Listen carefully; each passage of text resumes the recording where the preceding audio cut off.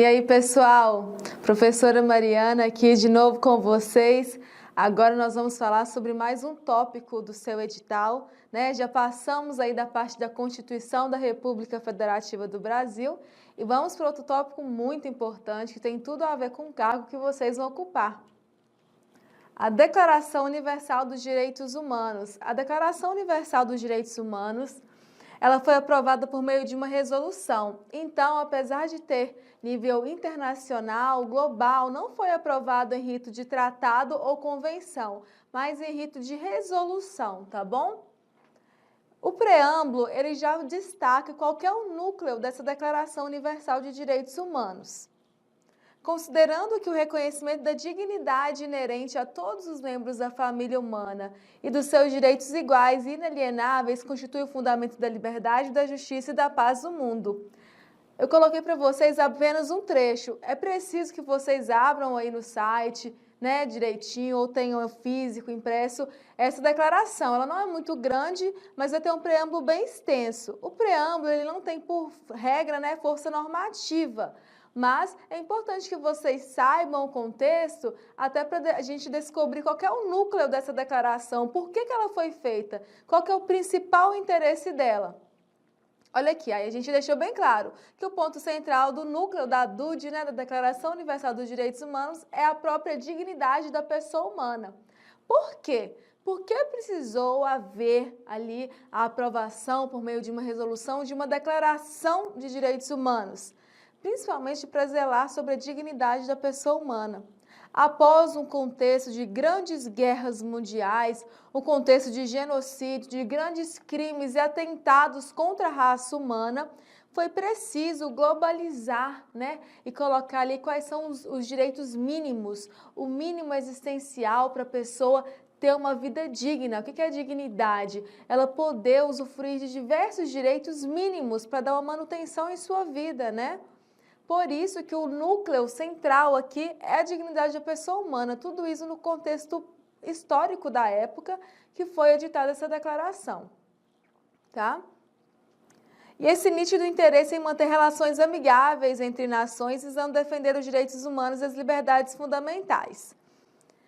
Claro que vocês vão perceber pelo próprio nome a Declaração Universal. Por que universal? Sempre que vocês pensarem nisso, houve um nítido, claro interesse em manter melhor, né, melhorar as relações internacionais, as relações entre as nações. Ou seja, acabaram de sair de um contexto polêmico, um contexto de guerra, um contexto muito difícil ali, onde as nações estavam, né, guerreando. Então, através dessa declaração, o objetivo foi fazer o quê? Estabelecer laços, né? Fazer com que as nações sejam mais unidas para poder focar no próprio homem e na sua dignidade. Efetivação dos direitos previstos na declaração, especialmente com a implementação do ensino e educação para a importância dos direitos humanos. Vocês vão perceber pelo próprio preâmbulo que o ponto principal apontado para a declaração naquela época é a educação e o ensino. Eles falam que vai ser abordado aqui quais são os direitos mínimos em prol da dignidade da pessoa humana e tudo isso para poder ser efetivado, para a pessoa, além de ter o direito, poder efetivá-lo, vai ter o foco na educação. Agora eu vou ler com vocês aqui, pausadamente, todos os artigos da declaração. É claro que em questões, né, de um curso de nível médio, questões objetivas, a chance de cair a letra de lei, a literalidade, o que está ali, Ctrl+C, Ctrl+V, é uma chance muito grande. Mas se você compreender, guardar, igual eu falo aqui, guardar no coração essa informação, você vai ter maior facilidade na hora de fazer a prova. Então, vamos ler aqui, vocês vão ficar enjoados da minha voz, porque eu vou ler artigo por artigo, mas tudo isso é importante, porque existem algumas pegadinhas que aquele aluno que não se preparou para a declaração pode se escorregar. Então, presta atenção, eu quero que, enquanto eu esteja lendo aqui, você também está com a sua declaração impressa, ou ali no computador, acompanhando, grifando e anotando, tá bom? Artigo 1º. Todos os seres humanos nascem livres e iguais em dignidade e em direitos, dotados de razão e de consciência, devem agir uns para com os outros em espírito de fraternidade. Olha só, o artigo 1º vocês já vão remeter logo lá na Constituição. E muitas coisas que eu vou falar aqui da Declaração Universal de Direitos Humanos, vocês vão remeter à Constituição. E você que é aluno do BMW, que já viu comigo em guarda municipal a parte constitucional, vai ter mais facilidade. Por quê? Olha aqui, um dos direitos que eles já relacionam aqui, e nós já falamos nas outras aulas. Todos os seres humanos nascem livres e iguais em dignidade e em direitos. Então, vocês já sabem que a liberdade, a igualdade, né? Lembra lá da primeira geração dos direitos fundamentais? Liberté, igualité, fraternité, já está abordando essas 3 gerações, ó, livres, liberdade, iguais, igualdade e fraternidade, as 3 gerações dos direitos fundamentais, que você vai relacionar com o quê? Com o lema, né, ali daquela Revolução Francesa, liberdade, igualdade e fraternidade, liberté, igualité e fraternité, né? Agora vamos para o artigo 2º. Todos os seres humanos podem invocar os direitos e as liberdades proclamados na presente declaração, sem distinção alguma, nomeadamente de raça, de cor, de sexo, de língua, de religião, de opinião política ou outra, de origem nacional ou social, de fortuna, de nascimento ou de qualquer outra situação. Além disso, não será feita nenhuma distinção fundada no estatuto político, jurídico ou internacional do país ou do território da naturalidade da pessoa, seja esse país ou território independentes, sob tutela, autônomo ou sujeito a alguma limitação de soberania. Aqui está falando daquele mesmo artigo, por exemplo, que a gente viu na Constituição. Por quê? A ausência é vedada a discriminação, seja por causa do sexo, né, se é mulher, se é homem, seja por causa da cor. Então, é vedada a discriminação. E isso a própria declaração já falou. A declaração ela veio antes, bem antes da nossa Constituição atual. Então, tudo que vocês verem que coincidir é porque a Constituição teve como parâmetro, não é coincidência, a própria declaração. Coloquei aqui para vocês o princípio da igualdade material, da isonomia, que está tratado nesse artigo 1º, que faz questão de falar que todos são iguais em dignidade de direitos. Por quê? A igualdade formal é diferente da igualdade material. Então, todos são iguais, né, em dignidade e em direitos, observando a isonomia, né? A igualdade substancial aqui que a gente pode falar, igualdade material. O que significa isso? Tratar os iguais como iguais e os desiguais como desiguais à medida de suas desigualdades. Você já ouviu essa frase antes, do Aristóteles. Ou seja, nós não somos utópicos de pensar que todos estão no mesmo patamar econômico, no mesmo patamar social, educacional. Não existe isso. Então, nós precisamos tratar da igualdade material. O que é? Levantar aqui, ó, subir com aquela pessoa que precisa de alguma ação afirmativa para estar no mesmo patamar das outras, seja através de cotas, seja através também de algumas limitações biológicas ou de algumas circunstâncias biológicas, aumentar o tempo ali da licença maternidade para a mulher, porque foi ela que ficou na gestação, né? Então, essas diferenças que acontecem, elas não violam a igualdade. Por quê? Elas são justamente a igualdade material que nós falamos. Então, lembrem-se disso, já está abordando aqui na Declaração Universal dos Direitos Humanos. Todo indivíduo tem direito à vida, à liberdade e à segurança pessoal. Aí eu já vou ler para vocês o artigo 17, o 17º, que já vai fazer aqui uma ótima dica para você. Toda pessoa, individual ou coletiva, tem direito à propriedade. Ninguém pode ser arbitrariamente privado da sua propriedade. Vocês vão perceber que a própria declaração ela tratou também dos VILPs. Então, o que é os VILPs, professora? Eu não estou lembrando. VILPs? Você já viu tanta matéria, pode ser que você tenha esquecido. Mas os VILPs são aqueles direitos fundamentais elencados lá no caput do artigo 5º da Constituição, né? Vida, igualdade, liberdade, propriedade e segurança.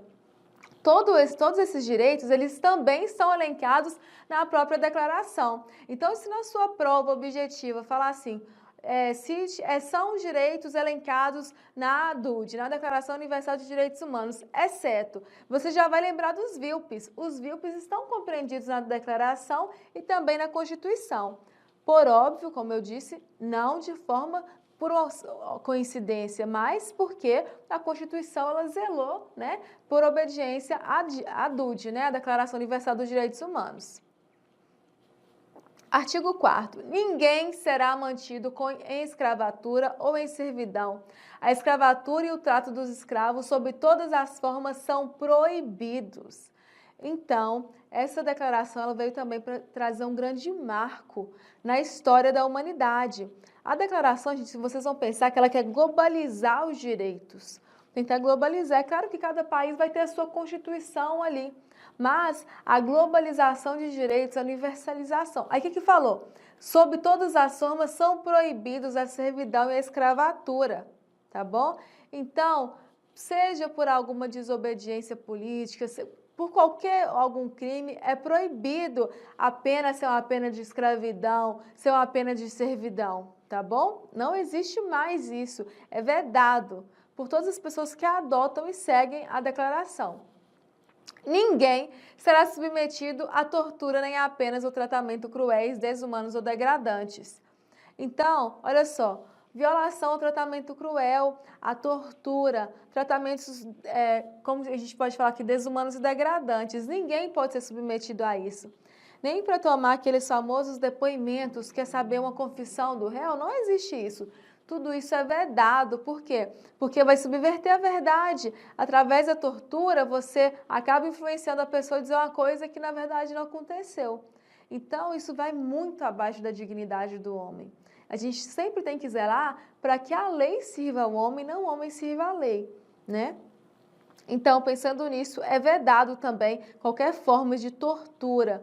Por isso que nas ditaduras, né, que acontecem em vários países, a tortura é sempre muito falada. Por quê? Porque ela é a prova máxima de que aconteceu uma violação da dignidade da pessoa humana.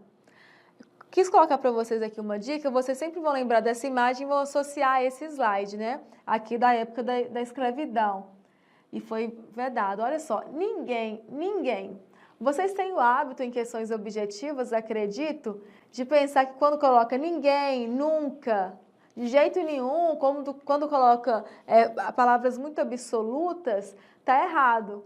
Mas nesse caso, na declaração, se falar que ninguém será submetido tanto à escravatura, quanto à tortura, quanto ao tratamento cruel, degradante, desumano, você vai falar que é certo. Então, lembre-se dessa frase, ninguém será submetido. Mesmo que tenha o ninguém, vai estar certo.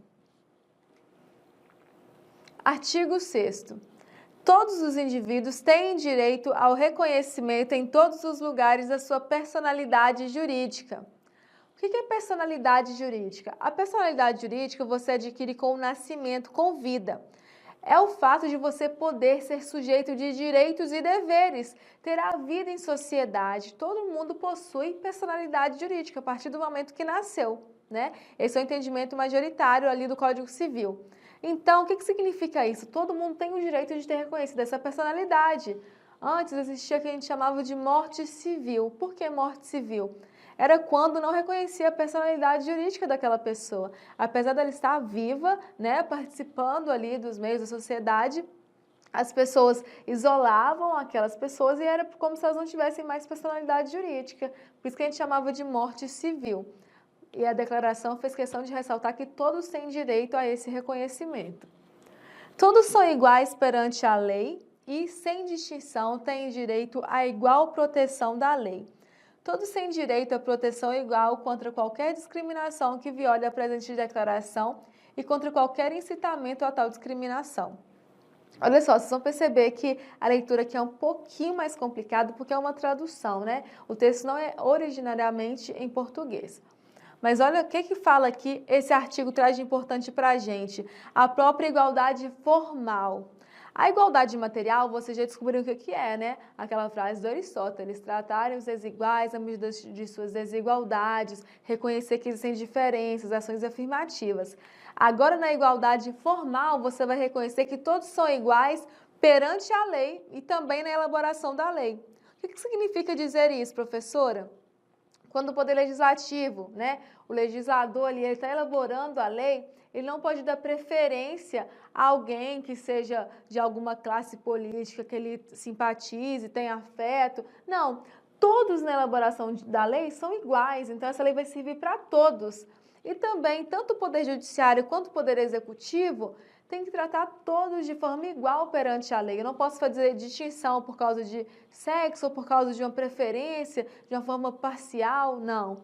Então, a igualdade formal que está sendo tratada aqui nesse artigo 7º, que todos têm igualdade sem qualquer distinção perante a lei.